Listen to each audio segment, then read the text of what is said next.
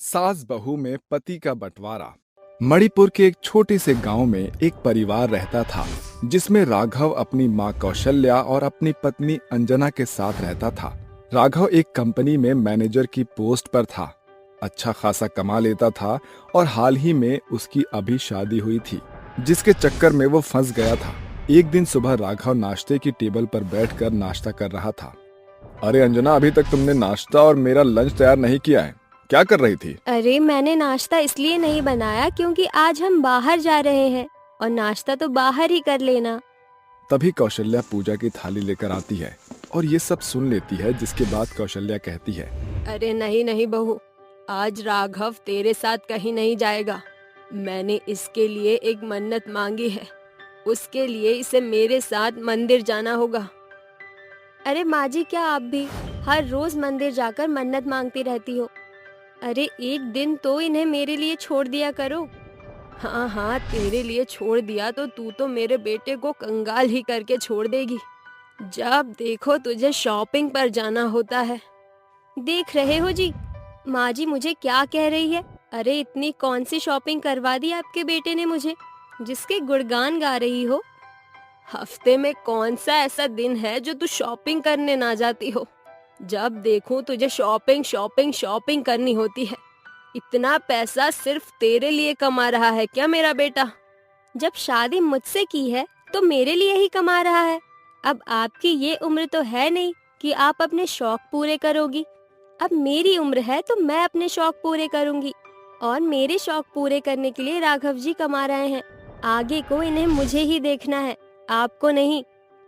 अरे बहू, तेरे कहने का मतलब क्या है? आगे को ये तुझे ही क्यों देखेगा? क्या इसकी माँ अभी जिंदा नहीं है? ये सब सुनने के बाद राघव को बहुत तेज गुस्सा आता है और वो गुस्से से कहता है, तुम दोनों फिर सुबह सुबह शुरू हो गए है ना? अरे बस करो यार, जब देखो लड़ाई करते रहते हो।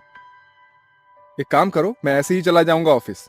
मुझे नहीं चाहिए तुम्हारा लंच और ना ही मुझे किसी के साथ मंदिर जाना है। ऐसा कहकर राघव अपना बैग उठाता है और मंदिर के लिए निकल पड़ता है, जिसके बाद वो दोनों सास बहू मुंह बनाकर अपने अपने काम में लग जाते हैं। देखते ही देखते शाम हो जाती है।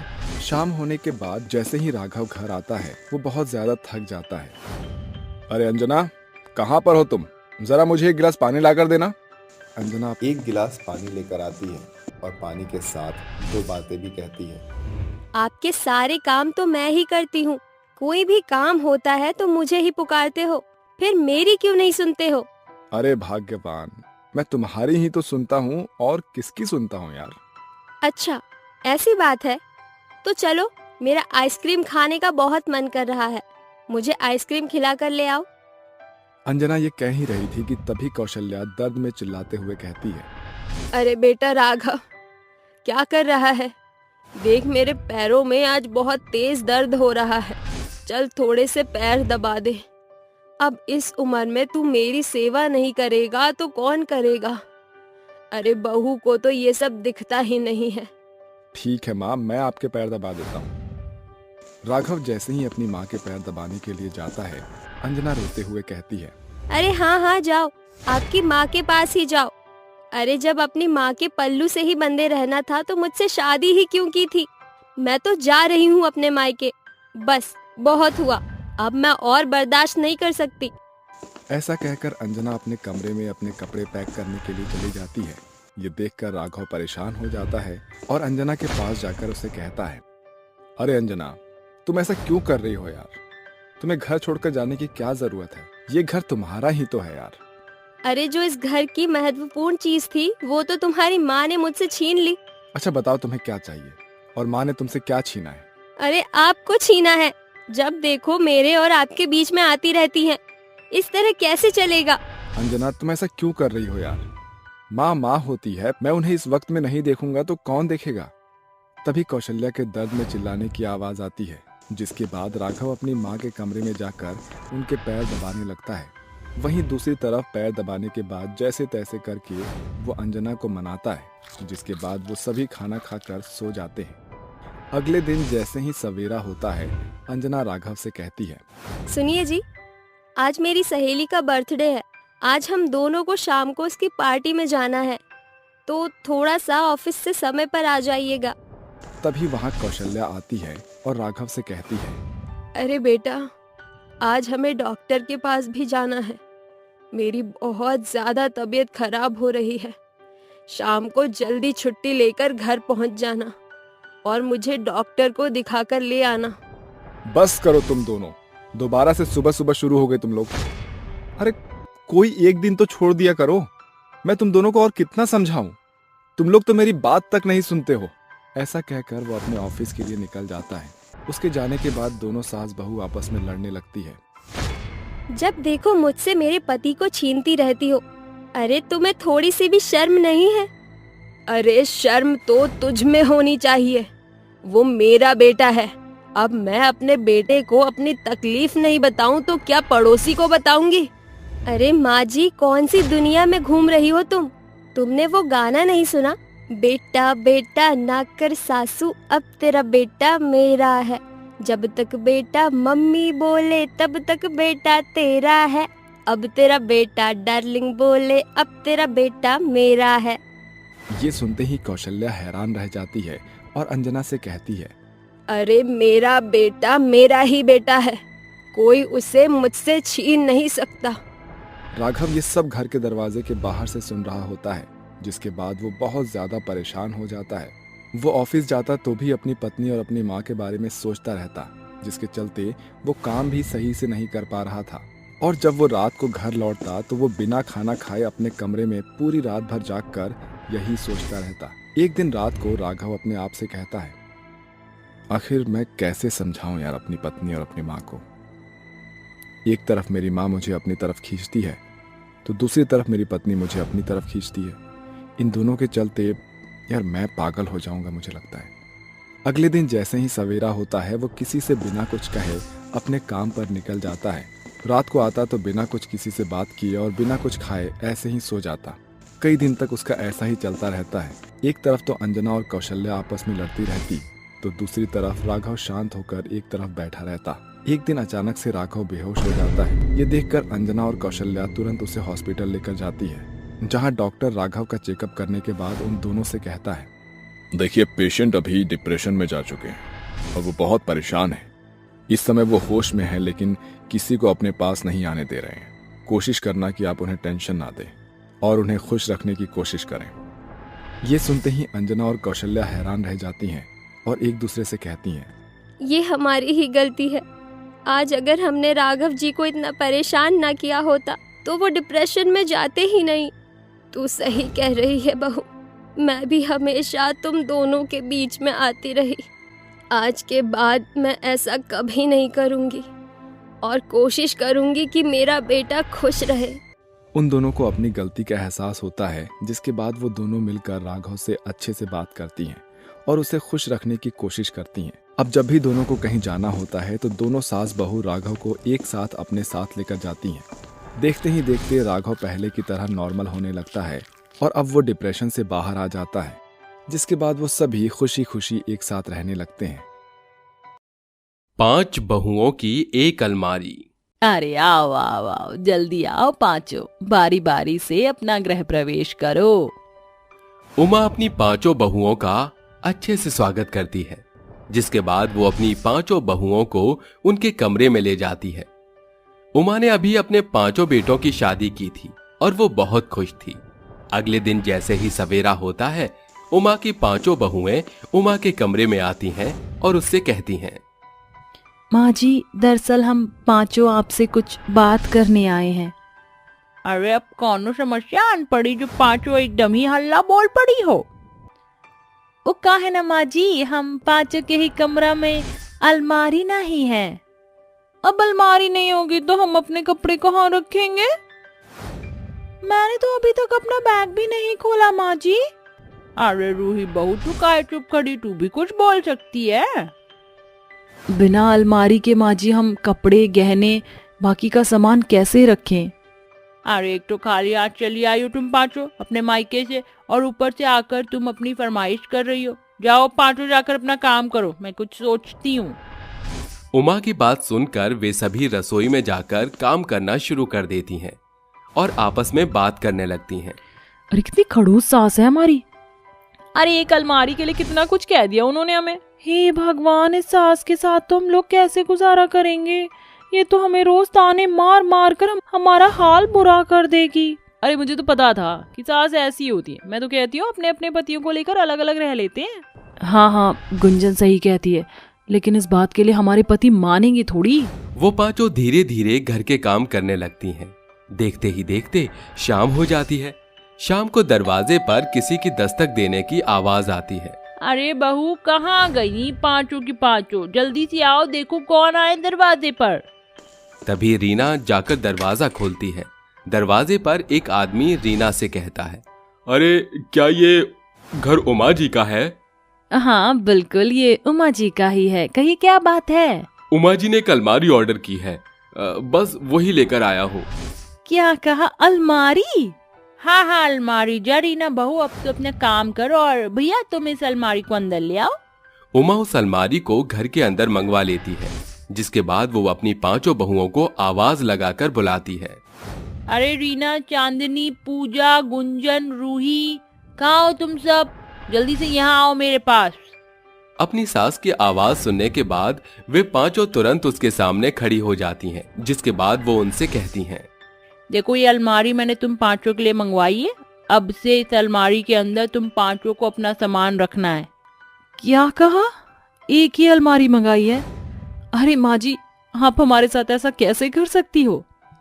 लेकिन माँ जी, एक अलमारी से हमारा कैसे गुजारा होगा? एक अलमारी तो मेरे अकेले के लिए ही काफी नहीं है, तो फिर हम पांचों इसमें अपना सामान कैसे रखेंगे? हम 5 बहू और एक अलमारी, ये तो नाइंसाफी है माँ जी। एक अलमारी की वजह से हम पांचों बहनें आपस में लड़ाई कर सकती हैं। अरे मैंने तुमसे इजाजत नहीं मांगी, तुम्हें बताया है कि अलमारी तुम पांचों के लिए। अगर तुम इसमें अपना सामान रखना नहीं चाहती हो तो मैं इसे अपने कमरे में रखवा देती हूँ। अरे नहीं नहीं माँ जी, आप तो बुरा मान गई। हम इसमें अपना सामान रख लेंगे। हाँ हाँ माँ जी, हम वैसे भी तो बहनें ही हैं, हम इस अलमारी को शेयर कर लेंगे। सबकी बातें सुनने के बाद उमा अपने कमरे में चली जाती है, जिसके बाद वो पांचों अपना अपना सामान लाकर अलमारी के बाहर रख देती हैं। सबका सामान इतना ज्यादा हो जाता है कि अलमारी कम पड़ जाती है। हमारे पास तो इतना सारा सामान है, ये सारा सामान हम कैसे इस अलमारी में रखेंगे? ये तो हमारी कड़ू सास को सोचना चाहिए था। ठीक है, फिर एक काम करो, तुम लोग जाओ, इतने में मैं अपना सामान सेट कर लेती हूँ। चांदनी को अलमारी में सामान रखते हुए देख वो चारों एक साथ अपना अपना सामान अलमारी में रखने लगती हैं।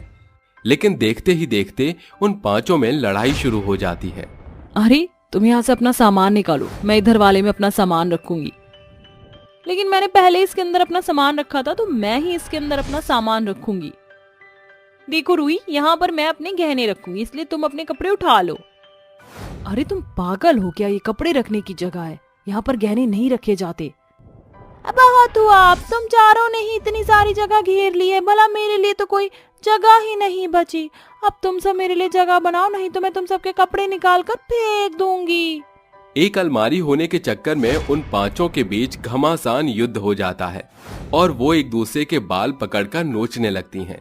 उनके चिल्लाने की आवाज उमा के कमरे तक पहुंच जाती है, जिसके बाद उमा चिल्लाते हुए कहती है, अरे क्या हो रहा है? ये सब तुम पांचों इतनी बुरी तरह क्यों लड़ रही हो?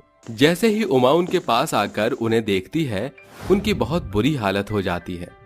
चारों तरफ उनके कपड़े पड़े होते हैं और उनके गहने भी इधर उधर पड़े होते हैं। ये सब देखकर उमा को बहुत गुस्सा आता है। अरे तुम पांचों बहनें हो या फिर अकल की दुश्मन? अरे तुमने तो पूरे घर को कूड़ा कचरा बना दिया है। ये घर है ना कि रेसलिंग जहाँ तुम लड़ती ही जा रही हो। देखिए माँ जी, मैंने पूजा को कितनी बार समझाया कि मुझे कपड़े रखने दे, लेकिन उसे मेरी एक ना सुनी। जब मैंने अपने कपड़े रखे तो रूही ने मेरे कपड़े निकाल कर अपने कपड़े रख लिए। पूरी अलमारी तो इन्होंने अपने गहनों से ही भर दिया। अब मैं कपड़े कहाँ रखूं? मैं तो अभी तक अपना एक भी कपड़ा नहीं रख पाई हूँ। रखोगी भी कैसे? अलमारी इतनी छोटी है जो, इसमें हम पांचों बहुएं अपने सामान कैसे रखेंगे? ये तो हमारी सास को सोचना चाहिए था कि पांचों बहुओं के लिए 5 अलमारी होनी चाहिए। उमा उनकी बातें सुनने के बाद मुस्कुराने लगती है, जिसके बाद वहां चारों तरफ पड़े हुए कपड़े एक एक करके उठाती है और उनकी तह लगाकर अलमारी में रखने लगती है। जिसके बाद वो सारे गहने उठाकर अलमारी के लॉकर में रख देती है। देखते ही देखते उमा उन पांचों बहुओं का सारा सामान एक साथ उस अलमारी में सेट कर देती है, जिसके बाद उमा उनसे कहती है, इस अलमारी के 5 खाने, प्रत्येक खाने में मैंने तुम पांचों के कपड़े रखे हैं और सभी के अलग अलग खाने में रखे हैं। पहला खाना रीना का, दूसरा पूजा का, तीसरा गुंजन का, चौथा रूही का, पांचवा चांदनी का, और तुम सभी के गहने इस लॉकर में रख दिए हैं। ये सब देखकर वो पांचों मुंह लटकाकर अपनी सास के आगे खड़ी हो जाती हैं। अरे यही तो होता है एक छोटे से घर के अंदर बड़े परिवार का रहना। तुम्हें क्या पता, मेरे समय में तो अलमारियां ही नहीं होती थी और हम सभी एक ही जगह कपड़े रखकर अपना गुजारा कर लिया करते थे। सास, ससुर, जेठ, देवर, पति, सबके कपड़े एक जगह ही रखे जाते थे। लेकिन तुम पांचों इतनी बड़ी और प्यारी अलमारी में कपड़े रखने के लिए 2 घंटे से लड़ रही हो। माँ जी, अब मुझे एहसास हुआ कि एक परिवार को किस प्रकार बनाए रखना चाहिए। माँ जी, आज आपने हमें बहुत बड़ा सबक सिखाया है। हम बहनें होने के बाद भी थोड़ी थोड़ी जगह के लिए लड़ रहे थे और आपने मिनट से पहले ही समस्या का समाधान कर दिया। माँ जी, आज के बाद हम एक अलमारी के लिए आपस में कभी नहीं लड़ेंगे। हाँ माँ जी, क्योंकि हमें समझ आ गया है चीजों को हमेशा मिल बांट कर ही इस्तेमाल करना चाहिए। तभी दरवाजे पर एक दस्तक होती है। अरे पूजा बहू, जा जल्दी से दरवाजा खोल। अभी खोलती हूँ माँ जी। दरवाजे पर वही आदमी 4 अलमारियां और लेकर खड़ा होता है, जिसके बाद उमा अपनी पांचों बहुओं से कहती है, देखो तुम सब अपनी खुद की एक अलमारी होगी, लेकिन इस घर में तुम पांचों को एक साथ ही रहना, इसलिए एक दूसरे को समझना भी बहुत जरूरी है। अपनी सासू माँ का ये सबक उन्हें बहुत अच्छे से समझ आ जाता है। उस दिन के बाद से सभी बहुएं एक दूसरे के साथ बहुत ही प्यार प्रेम से रहने लगती हैं और उनकी घर गृहस्थी अच्छे से चलने लगती है। सास बहू की 3 गर्भवती गाय। पहली किरण के साथ सूरज की रोशनी गांव को उजागर कर रही थी। तभी छबीली कहती है, पूरा गांव नींद से जाग चुका है, पर मेरी आलसी बहू अभी भी पलंग तोड़ रही है। कमरे में सो रही कामिनी के कानों में सास की आवाज एकदम साफ सुनाई दे रही थी। आप चाहे कितनी कोशिश कर लो सासू जी, मैं नहीं उठूंगी। अरे ओ आलस की मूरत, काम चोर, जिंदा भी है कि निपट गई? गुस्से से आग बबूला होकर कामिनी बाहर निकलकर कहती है, क्या हुआ सासू माँ? कौन सी आफत आ गई जो गला फाड़कर सुबह सवेरे कानों से खून निकाल रही है? सभी के घर की बहू 4 बजे उठती है और एक तू है जो महारानी की तरह टांग फैलाकर पसरी रहती है। पहले बेटी से बहू बनी, बहू से लक्ष्मी और लक्ष्मी से बाई बनकर रह गई हूँ। मेरे अंदर की लक्ष्मी बाई को मत जगाइए, वरना आपको आंगन की इसी मिट्टी में मिला दूंगी। फिर क्या था, दोनों सास बहू में जमकर भिड़ंत शुरू हो जाती है। अरे बहू है कि चंडालनी, कितनी बेरहमी से मेरे बाल नोच डाले। आपने भी कौन सा मेरी आरती उतारी है? हल्ला सुनकर दोनों के पति आंगन में आते हैं। सुबह सुबह क्या महाभारत शुरू कर दी दोनों ने? मैं कहती हूँ छोड़ो मुझे, आज मैं इस डायन की नाक काट दूंगी। मैं सतयुग की सीता नहीं जो तुम्हारे जुल्म सहूंगी सासू माँ। अब तो घर का बंटवारा होकर रहेगा। हो ही जाए बंटवारा, रोज रोज के कलेश से तो यही अच्छा है। फिर पंचायत की सभा में सभी जन इकट्ठा होते हैं, जहाँ सरपंच शूरवीर कहता है, कामिनी और छबीली, एक बार फिर सोच लो, जहाँ 4 बर्तन होते हैं तो वो आपस में बचते ही हैं। सरपंच जी, ये बंटवारा तो होगा, वो भी आज। घर के हर एक कोने से लेकर सामान, बर्तन, गहने इत्यादि का बंटवारा होता है। सभी चीजों के 2 हिस्से हो ही गए, तो लगे हाथ इन 3 गायों का बंटवारा भी कर दीजिए। इन 3 गाय के बंटवारे की नौबत नहीं आएगी, ये मुझे ही मिलेंगी। बंद करो तुम दोनों चूहे बिल्ली की तरह झगड़ना। इस वक्त तुम्हारी तीनों गाय गर्भवती हैं। इनके बछिया के जन्म तक इन गायों का बंटवारा टाला जाता है। तुम में से जो भी इनकी देखभाल सबसे अच्छे ढंग से करेगा, ये गाय उन्हीं के हिस्से में जाएगी। अगली सुबह मुर्गे की बांग के साथ दोनों उठ जाती हैं। अरे आज मेरे इस कुंभकर्ण बहू पर कौन सा भूत सवार हो गया है जो इतनी सवेरे दर्शन दे दिया? आप चाहे जितने पापड़ बेल लो सासू माँ, ये तीनों गाय तो मेरे हिस्से ही आएंगी। फिर दोनों एक साथ दूध की बाल्टी पर हाथ लगाती हैं। बाल्टी छोड़। हाथ पहले मेरा पड़ा था, नजर पहले मेरी पड़ी थी। उन तीनों गायों का दूध तो मैं ही निकालूंगी, आप उनका गोबर उठाइए, समझी? छबीली बिना किसी आनाकानी के हाँ कर देती है। सासू माँ के दिमाग में तो कोई खिचड़ी पक रही है। कामिनी खाली बाल्टी और छबीली गोबर की टोकरी उठाकर गौशाला पहुंचती है। लाली, तू तो मेरी एकदम सीधी गाय है ना, मुझे दूध निकालने देगी ना? कामिनी दूध की बाल्टी लगाकर जैसे ही दूध निकालने आगे बढ़ती है, गाय उसको जोर से दुलत्ती मारती है। हाय रे, मेरी कमर! ये तीनों गाय तो बड़ी मरखा है और चिड़चिड़ी हो गई हैं। तेरे जैसी लुगाई के बस की नहीं, एक साथ 3 गर्भवती गायों का दाना पानी गोबर करना। दूर हट। छबीली उन तीनों गायों को चारा खिलाती है और उनका गोबर उठाकर सारा गौशाला साफ करती है। तीनों गाय के गर्भावस्था के महीने बढ़ते ही वो दूध देना बंद कर देती हैं। फिर छबीली कहती है, आज गौशाला को साफ सुथरा करने की जिम्मेदारी तेरी है बहू रानी। हाँ हाँ, याद है मुझे। कामिनी मुंह सड़ाकर गौशाला में जाती है, जहां चारों तरफ गायों का गोबर बिखरा पड़ा होता है और मक्खियां भिनभिना रही थीं। जोश जोश में बोल तो दिया कि इन गायों की देखभाल कर लूंगी, पर कहीं इस गोबर की बदबू सी में यही ढेर न हो जाऊं। कुछ दिनों की बात है कामिनी, आज इस गर्भवती गाय की सेवा करेगी तभी तो कल मेवा मिलेगा। वो नाक सिकोड़कर पूरी गौशाला को साफ करती है और कहती है, अरे इन 3 गायों ने एक साथ गर्भवती होकर काम बढ़ा दिया है। इनके लिए चारा बनाने में घंटा भर लगेगा। सासू माँ से मदद भी नहीं ले सकती। कामिनी तीनों गायों को चारा खिलाती है और फिर उनको नदी में से पानी भरकर पिलाती है। समय गुजरता है। इस तरह एक दिन कामिनी तो एक दिन छबीली उन तीनों गर्भवती गायों की देखरेख और गौशाला की साफ सफाई का काम किया करती थी। कई महीने गुजर जाते हैं। एक रात तीनों गाय जोर शोर से गुहार लगाती हुई कहती हैं। दोनों सास बहू वहां आकर कहती हैं, ये तीनों गाय तो बड़ी पीड़ा में दिख रही हैं।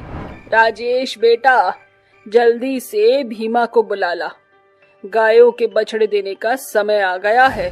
तीनों गाय एक साथ बछिया को जन्म देती हैं। अरे मुबारक हो चैन सुख भाई साहब, तुम्हारे परिवार में 3 बच्चियां और बढ़ गईं। शुक्रिया भाई। फिर छबीली थाली पीटते हुए कहती है, जिसका मुझे था इंतजार, जिसके लिए दिल था बेकरार, वो घड़ी आ गई हाय। अरे माँ बंद करो ये टन, इसके शोरगुल से हमारी गायों की बच्चियां डर रही हैं। अरे छबीली बहन, इतनी उतावली मत होइए, अभी आपको इनके खान पान का खास ख्याल रखना होगा, वरना ये दूध नहीं दे पाएंगी। दोनों सास बहू गायों के बंटवारे के चाह में हर सवेरे उन्हें लेकर खेत खलिहान में चराने ले जाती हैं। लाली, मैंने तेरी बड़ी सेवा की है, बंटवारे में तो मुझे ही चुनना, ठीक है? छबीली की बात सुन लाली पूंछ उठाकर सिंग हिलाने लगती है। तुम इन गायों को चाहे कितनी भी पट्टी पड़ा लो सासू माँ, ये तीनों गाय तो मेरे ही बंटवारे में आएंगी। इनका दूध घी मलाई बेचकर मैं अमीर हो जाऊंगी और आपके हाथ लगेगा ठेंगा। कुछ दिन गुजरने के साथ दोनों कहती हैं, हमारी तीनों गाय ने बछिया को जन्म भी दे दिया और अब तो दूध भी करने लगी। अब जल्द से जल्द इनका बंटवारा करवाओ। ठीक है, मैं आज ही सरपंच को कह देता हूँ। अगली सुबह सरपंच के साथ पूरा गांव गायों के बंटवारे के लिए इकट्ठा होता है। सरपंच जी, अब जल्दी से इन गायों का बंटवारा कर दीजिए। तीनों गाय अपनी मर्जी से तुम में से जिसे भी सुनेंगी, ये तीनों उसी के हक में जाएंगी। चैनसुख, गायों को ले आओ। चैनसुख गौशाला में खूंटे से बनी गाय को खोलकर उनके सामने खड़ा कर देता है। अरे मेरी लाली, शीतल और काजल, मैंने तुम्हारी गर्भावस्था में खूब सेवा की है, मैं तुम्हारी असली हकदार हूँ। देखो, तुम मुझे ही चुनना। मैंने हर दिन तुम्हारी गौशाला को साफ किया, गोबर उठाया, तुम्हें दाना पानी खिलाया, नहलाया, धुलाया, मुझे ही चुनना। तीनों गाय पूंछ हिलाते हुए छबीली के पास आकर खड़ी हो जाती हैं। मैंने कहा था ना, ये गाय मुझे ही चुनेंगी। फिर वो तीनों गाय कामिनी के पास जाकर खड़ी हो जाती हैं। ये तीनों गाय तो आपका दिल रखने के लिए चली गई थी। अरे तुम्हारी असली मालिक मैं हूँ। इस गिरगिट के साथ रहकर तुम्हारे भी तेवर बदल गए। अरे तुम दोनों जानवर की बोली नहीं पढ़ सकत हो। कहा है कि ये गाय तुम दोनों के साथ रहेंगे चाहत है। एक बेजुबान जानवर परिवार को जोड़ने की इतनी कोशिश कर रहा है। इस जानवर को प्यार की भाषा समझ आ रही है, तो क्या तुम सभी रंजिश बुलाकर फिर से एक साथ खुशी से नहीं रह सकती? ये तीनों गाय तुम में से किसी एक के साथ नहीं बल्कि तुम दोनों के साथ रहना चाहती हैं। तीनों गायें जोर जोर से गुहार लगाती हुई सिर हिलाते हुए उन्हें चाटने लगती हैं। मैंने ये पहले क्यों नहीं सोचा सरपंच जी? मुझे इन गायों का बंटवारा नहीं करना। हाँ, हम सास बहू मिलकर एक नई शुरुआत करेंगे। दोनों सास बहू भावुक होकर एक दूसरे के गले लगकर फिर से एक नई शुरुआत करती हैं। नौकरानी बनी बहू रानी। बेटा तू जल्दी से घर वापस आ जा। काफी समय हो गया है तुझे घर से बाहर रहते हुए। अब तो तेरी पढ़ाई भी पूरी हो गई है। मैं चाहती हूँ कि तू वापस आकर एक सुंदर सी अच्छी सी लड़की से शादी कर ले और अपना घर बसा ले। नताशा अपने बेटे रोहन से बात कर रही होती है। रोहन बचपन में ही पढ़ाई के लिए विदेश चला जाता है और कुछ ही दिनों में वो अपनी पढ़ाई पूरी करके वापस आ रहा होता है, जिसकी खुशी में नताशा उसके आने से पहले ही घर की अच्छे से साफ सफाई और उसका कमरा अच्छे से तैयार करवा देती है। देखो आरुषि, घर की साफ सफाई अच्छे से करना और मेरे बेटे रोहन के कमरे की सजावट तो तुम ही करना। मैं जानती हूँ तुम्हारी जितनी अच्छी साफ सफाई और सजावट कोई नहीं कर सकता। आप चिंता मत कीजिए, मैं घर की साफ सफाई कर दूंगी और रोहन जी के कमरे को भी अच्छे से सजा दूंगी। इतना कहकर आरुषि साफ सफाई में लग जाती है और रोहन के कमरे को भी अच्छे से सजा देती है। जिसके बाद आरुषि रसोई में खाना बना रही होती है। तभी दरवाजे पर कोई दस्तक देता है। अरे आरुषि, जरा देख तो सही कौन आया है दरवाजे पर। आरुषि तुरंत दरवाजा खोलती है। उसके सामने एक नौजवान लड़का सूट बूट पहनकर खड़ा होता है, जिसे देखकर वो कहती है, अरे ये तो कुरियर वाला है। बताइए किसके लिए कुरियर आया है? अरे क्या कहा कुरियर वाला? अरे मैं कुरियर वाला नहीं हूँ, मैं तो इस घर का बेटा हूँ। ऐसा कहकर वो घर के अंदर आ जाता है। अरे इस तरह घर में क्यों घुसे चले आ रहे हो? कुरियर वाले होकर हमारे ही घर पर रौब जमा रहे हो। तभी नताशा अपने बेटे रोहन को देखकर बहुत खुश होती है और उसे गले से लगाते हुए कहती है, अरे मेरा बेटा कितना बड़ा हो गया, पहचानने में ही नहीं आ रहा। तुझे देखकर तो मेरी आंखें ही भर आई। अरे माँ, वो सब तो ठीक है, लेकिन ये लड़की मुझे कुरियर वाला क्यों कह रही थी? ओहो, इसे छोड़िए, तो घर की नौकरानी है और अनपढ़ भी, इसे कुछ नहीं पता। ये सुनने के बाद आरुषि को बहुत बुरा लगता है। वहीं नताशा अपने बेटे को अपने कमरे में ले जाती है और उसके साथ ढेर सारी बातें करती है। वहीं दूसरी तरफ जब रोहन अपने घर में आरुषि को काम करते हुए देखता है तो आरुषि उसे बहुत पसंद आती है, क्योंकि आरुषि बहुत ही खूबसूरत थी। हर कोई उसकी खूबसूरती के पीछे पागल था, लेकिन नताशा उसके साथ नौकरानी से भी बहुत बुरा सलूक करती है। अरे आरुषि, ये क्या? तूने फिर से कांच के ग्लास तोड़े हैं? तुझे पता है कितने महंगे आते हैं। मुझे माफ कर दीजिए, गलती से हो गया। गलती से या फिर जानबूझकर? अरे तू तो चाहती नहीं कि इस घर में कोई अच्छी चीज रहे। चल अब जल्दी से ये कांच यहाँ से उठा ले, नहीं तो किसी के पैर में चुभ जाएगा। ऐसा कहकर नताशा वहाँ से चली जाती है, जिसके बाद आरुषि फर्श पर पड़े हुए कांच को हाथ से उठाने लगती है, जिसकी वजह से उसके हाथ में कांच लग जाता है और खून निकलने लगता है। ये सब रोहन देख लेता है और उसके पास आकर कहता है, अरे तुम पागल हो गई हो क्या? कोई कांच को हाथ से उठाता है? हाँ, कांच को कभी भी हाथ से नहीं उठाते। देखो तुम्हें चोट लग गई ना, अब उठो यहाँ से। रोहन आरुषि को कांच उठाने नहीं देता, जिसके बाद वो खुद कांच को उठाकर कूड़े में फेंक देता है। एक दिन रोहन आरुषि के कमरे के बाहर से गुजर रहा होता है। अरे ये तो आरुषि का कमरा है और इसके अंदर बिल्ली घुस गई। हाँ, अभी निकालता हूँ इस बिल्ली को। रोहन बिल्ली को निकालने के लिए आरुषि के कमरे में चला जाता है, जहाँ वो आरुषि के कमरे की हालत देखता है। अरे ये तो आरुषि का कमरा कम घर का स्टोर रूम ज्यादा लग रहा है। तभी रोहन की नजर एक तस्वीर पर पड़ती है, जिसमें आरुषि अपने माता पिता के साथ होती है। अरे ये क्या? ये तो पापा के बहुत खास दोस्त हैं। इसका मतलब आरुषि इनकी बेटी है, लेकिन फिर माँ आरुषि के साथ इतना बुरा बर्ताव क्यों करती हैं? उस दिन के बाद से रोहन को आरुषि और भी पसंद आने लगती है। एक दिन रोहन अपनी माँ के कमरे में जाकर उनसे कहता है, माँ, आरुषि तो पिताजी के खास दोस्त की बेटी है। आरुषि के माता पिता कहाँ गए और आप आरुषि से इस घर का काम क्यों करवाती हो? ये सुनते ही नताशा को कुछ समझ नहीं आता और वो घबराने लगती है। घबराहट में वो अपने बेटे से कहती है, अरे बेटा, ये तू क्या बात कर रहा है? मुझे नहीं पता कि ये लड़की धर्मेश भाई साहब की बेटी है। मुझे तो ये लड़की एक दिन सड़क पर मिली थी, जिसके बाद मैं इसे अपने घर ले आई और घर का काम करने के लिए रख लिया। ओके माँ, आपसे जो हुआ उसे भूल जाइए। आप जानती हो ना, आरुषि के माता पिता ने हमारी कितनी मदद की और मुझे विदेश भेजने में भी उनका ही हाथ था। आज जो भी मैं हूँ उन्हीं की बदौलत हूँ। अब से आरुषि इस घर में काम नहीं करेगी माँ। उस दिन के बाद से रोहन आरुषि को घर में काम नहीं करने देता। इस बात से नताशा को बहुत गुस्सा आता है और वो अकेले में मौका देखकर आरुषि को बहुत जली कटी सुनाती है।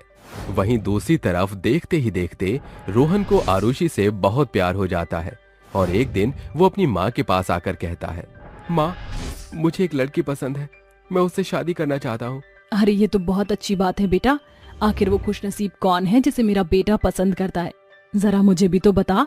रोहन आरुषि को नताशा के सामने लाकर खड़ा कर देता है और कहता है, माँ, यही है वो लड़की जिससे मैं बहुत प्यार करता हूँ। ये तू कैसी बातें कर रहा है? एक नौकरानी से तुझे प्यार हो गया? हर ये घर की नौकरानी है और नौकरानी ही रहेगी।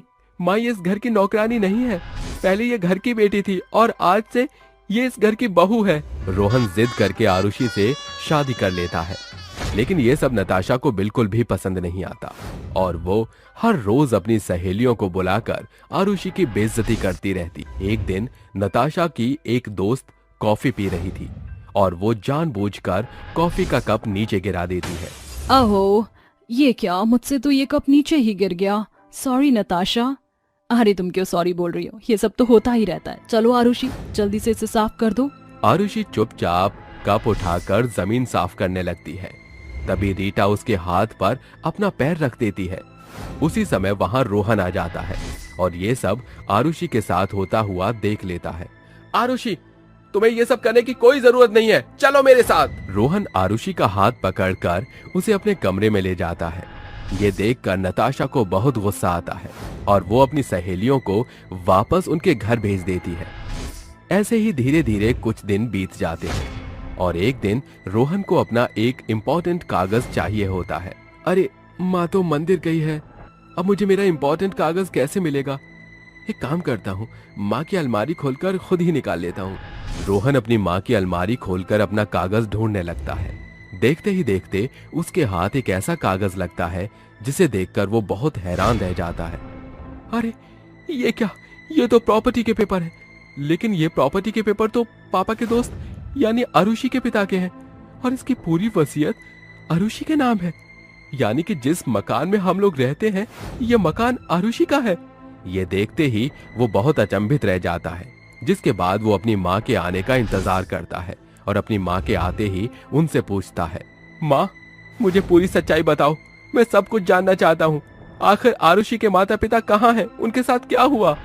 नताशा की सच्चाई रोहन के सामने आ ही जाती है, जिसके बाद वो रोहन को बताती है, ये घर तुम्हारे पिताजी के दोस्त का ही है और आरुषि इस वसीयत की इकलौती वारिस है।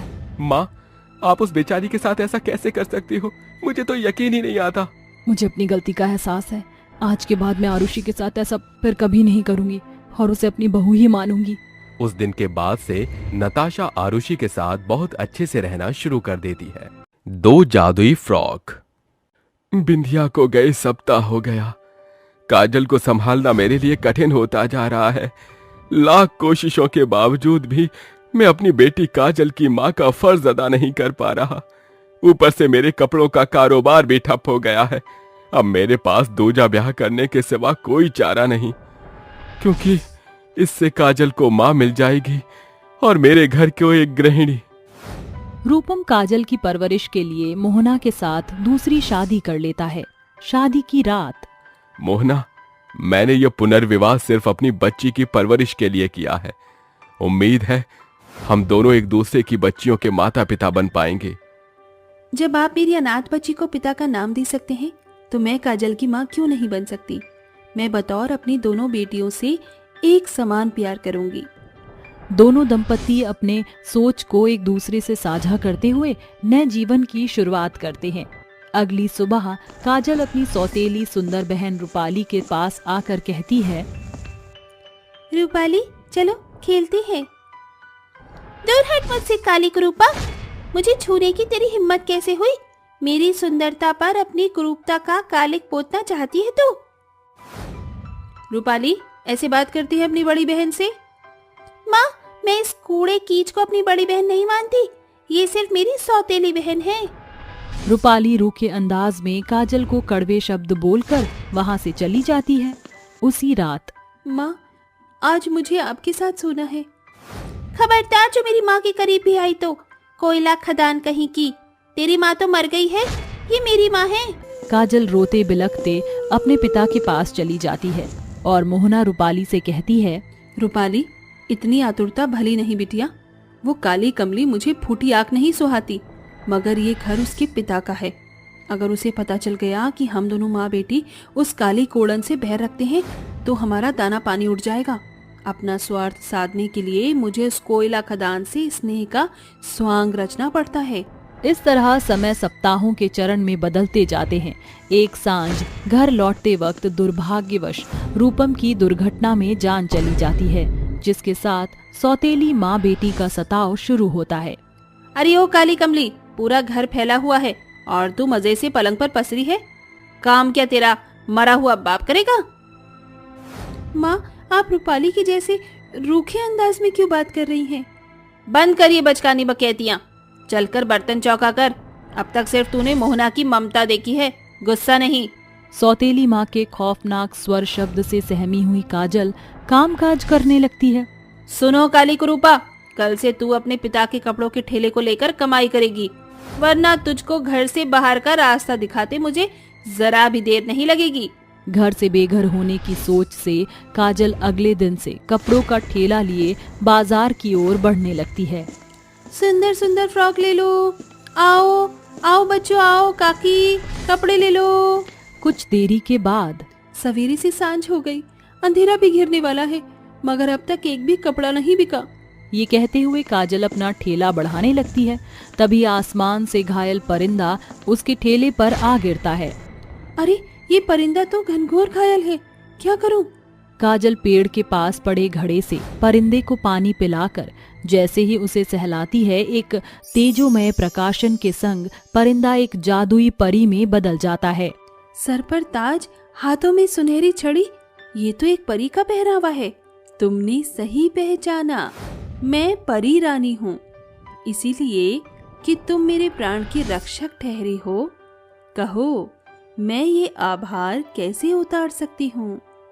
परी रानी, अगर आप सचमुच में मेरी मदद करना चाहते हो तो सिर्फ मेरी काली काया को सुंदर कर दो, ताकि मेरी सौतेली माँ और बहन मुझसे घृणा ना करें। परी रानी जादुई छड़ी घुमाकर 2 फ्रॉक, जिनमें से एक का रंग सुनहरा और दूजे का रंग लाल होता है, चकाचौंध होते हैं। उस फ्रॉक के इर्द गिर्द जड़े गोटे उसकी सुंदरता में 4 चांद लगा रहे थे। ये फ्रॉक कितना सुंदर है, इसकी सुंदरता तो अब मेरी आंखों में ही नहीं समा रही। काजल, ये दोनों कोई साधारण फ्रॉक नहीं, बल्कि जादुई इच्छा पूर्ति फ्रॉक है। सुनहरी फ्रॉक तुम्हें सोने की मोहर, मूल्य से लेकर खान पान सब कुछ मुहैया कराएगी, और ये लाल फ्रॉक को जैसे तुम अपने तन पर पहनोगी, तुम्हारा चेहरा चांद सा चमकेगा। दोनों जादुई फ्रॉक का पुख्ता प्रमाण बताकर परी वहाँ से ओझल हो जाती है कि काजल कहती है, सूरज ढल चुका है, थोड़ी ही देर में सारा गांव अंधेरे से सराबोर हो जाएगा। ए परी रानी के जादुई सुनहरे फ्रॉक, इसी पल छिन्न मुझे पैसे दो। काजल के इतना कहते ही साधारण फ्रॉक सुनहरे रोशनी से प्रकाशमान होकर जादुई सुनहरी फ्रॉक में परिवर्तित होकर अपने भीतर से पैसे की बौछार करती है। अब इन पैसों की बलबूते मेरी सौतेली माँ मुझे नहीं सताएगी। काजल अपने कपड़ों के ठेले के साथ घर की ओर अग्रसर हो जाती है। ये लो माँ, आज के कपड़ों की कुल कमाई। आधी रात काजल लाल जादुई फ्रॉक को जैसे ही पहनती है, एक चकाचौंध चमकीली चमक उसे सर से पांव तक सराबोर करती है। और जैसे ही काजल आईने में अपना अक्स देखती है तो कहती है, ये तो कमाल हो गया, इस जादुई लाल फ्रॉक ने तो मेरी काया पलट ही कर दी। कहीं ये मेरा सपना तो नहीं? क्या सचमुच मेरी बदसूरती खूबसूरती में कायम हो चुकी है? तुम्हारा शुक्रिया जादुई लाल फ्रॉक। काजल अपने सुंदर दूधिया चेहरे को देख फूले नहीं समाती। मुझे बड़ी जोरों की भूख लगी है। माँ ने मात्र मुझे एक रोटी को ही खाने को दिया। ए मेरी जादुई सुनहरी फ्रॉक, इसी पल मुझ भूखी की भूख का प्रबंधन करो। इतने में साधारण फ्रॉक उमड़ते घुमड़ते हुए हवा के बीचों बीच टंग जाता है और अपने भीतर से स्वादिष्ट व्यंजन की बौछार करता है। अरे वाह, मेरी सुनहरी जादुई फ्रॉक, तुमने तो खाने का खजाना ही लगा दिया। पिताजी के जाने के बाद मुझे भरपेट खाना आज भी नसीब न हुआ, मगर आज मैं दिल खोल कर खाऊंगी। भूखी नजरों से ताकते हुए काजल सारा खाना चट कर जाती है और कहती है, ऐ मेरे जादुई दोनों फ्रॉक, मेरी करीब कुमटी को महल में बदल दो। इतने में सुनहरे जादुई फ्रॉक काजल के कमरे को सोने के सांचे में ढले महलनुमा कमरे में तब्दील कर देता है, जिसके बाद काजल अपने जादुई लाल फ्रॉक को पहने चैन से सो जाती है। अगली सुबह, ऐ मेरी जादुई सुनहरी फ्रॉक, मुझे अपने पिता के कारोबार को आगे बढ़ाना है, मेरी सहायता करो। जादुई सुनहरे फ्रॉक से सैकड़ों सोने के सिक्के काजल की झोली में आते हैं। बिना वक्त गवाए मुझे इनका सौदा करने सुनार के पास जाना होगा, मगर उससे पहले इस लाल फ्रॉक को चेंज कर लेती हूँ ताकि बाहर जाकर इसकी चमक कम ना हो जाए। काजल जादुई लाल चमकीली फ्रॉक से साधारण फ्रॉक की मांग कर उसे पहनकर बाहर चली जाती है। ये सारी वारदात उसकी सौतेली माँ और बहन देख लेते हैं। माँ, वो चली गई, चलो। रूपाली भीतर आकर लाल चमकीले फ्रॉक को पहनकर बोलती है, ए जादुई लाल चमकीली फ्रॉक, जल्दी से मेरा चेहरा उस काजल से भी सुंदर कर दो। रूपाली के स्वार्थी शब्द सुनकर जादुई फ्रॉक उसके चेहरे को काला कर देती है। तभी काजल वहाँ आ जाती है। क्या हुआ रूपाली, तुम्हारा रूप सुंदर होने की जगह कुम्हलाकर काला क्यों पड़ गया? काजल, मुझे माफ कर दो, तुम्हारे जितना सुंदर चेहरा पाने की चाहत में मैंने इस लाल चमकीले फ्रॉक को पहन लिया। मुझे ये भद्दा रूप गवारा नहीं है। कुछ करो, मुझे मेरी पुरानी पहचान ही लौटा दो। ऐ मेरी जादुई लाल चमकीले फ्रॉक, रूपाली को उसका पुराना प्रारूप लौटा दो। इतने में लाल चमकीले फ्रॉक से चकाचौंध रोशनी रूपाली के रूप को सर से पांव तक जैसे ही सराबोर करती है, उसका सुंदर रूप लौट आता है। काजल, मैंने तुम्हारी भांति सुंदर बनने के स्वार्थ में आकर तुम्हारे जादुई फ्रॉक का इस्तेमाल किया, माफ कर दो मुझे। क्यों रूपाली, काला रूप तुम्हें चंद पल भी गवारा न हुआ? तुम दोनों माँ बेटी जब मुझे मेरे चेहरे को लेकर ताने मारती थी तो मेरा दिल भी यूं ही तार तार हो जाता था। काजल की कड़वी बातों से स्वार्थी सौतेली माँ बेटी का सिर नीचे झुक जाता है, जिसके बाद वह अपने बुरे रवैया में सुधार ले आती है और काजल का जीवन जादुई फ्रॉक की बदौलत फर्श से अर्श पर पहुंच जाता है।